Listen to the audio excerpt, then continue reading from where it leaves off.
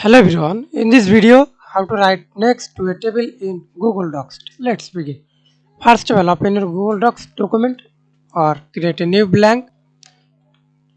Then click on the insert tab, table and select your table. Example, I select to this table, then type anything.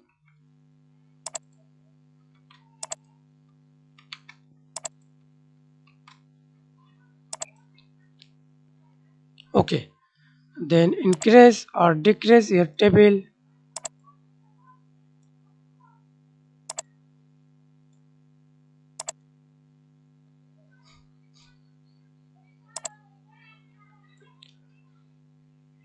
Insert any column, right click, insert column, rows as you wish.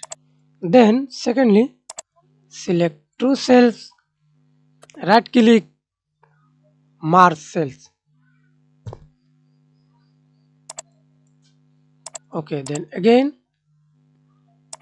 click the drop down menu, thick border, border color white, and again select vertical line for the left side.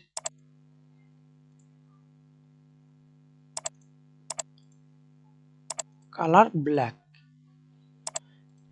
Again increase or decrease. Select two cells, again right click on your mouse, merge cells, and again thick border, color white. And now select or write your text. Example,